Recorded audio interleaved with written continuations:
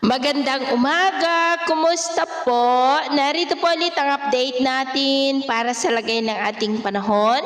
Ngayong umaga po ng August 25, 2025. Sa ngayon po ay patuloy pa rin natin na binabantayan ang sama ng panahon na nasa silangan po ng ating bansa about 282 km east ng Dinagat Island na nagbabanta po na tatama dyan sa may Eastern Visayas at Bicol region at papalakasin rin niya ang habagat na lalo po na magdudulot ng mas maulan na panahon sa susunod na mga oras dito po sa ating bansa. At ito nga ang pinapakita ng forecast model natin pong ginagamit hanggang po sa susunod na 2 linggo. At sa lagay ng ating panahon, ngayong madaling araw ay may mga isolated rain sa ilang bahagi ng Bicol region, Bataan, Metro Manila, Northeast ng Cagayan, Marinduque, Romblon, Occidental Mindoro, Panay Island, Negros, Cebu, Bohol, Leyte, Samar Provinces, Surigao del Norte, Zamboanga, Sulu Archipelago at Sarangani.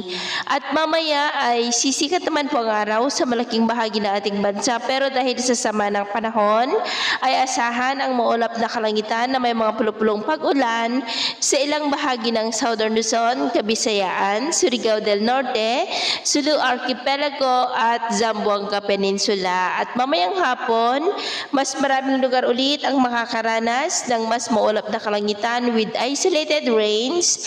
Kaya kung lalabas tayo sa ating matahanan, ugaliin lamang po natin lagi ang magdala ng kahit anong panangga natin sa init ng araw at proteksyon na rin po sa mga biglaang buhos ng ulan. Sa atin naman po mga baybayin, wala naman po tayong nakataas na namang gale warning signals, pero iba yung pag-iingat lamang po kung papalaot tayo para mas makaiwas sa mga sakunang pangkaragatan.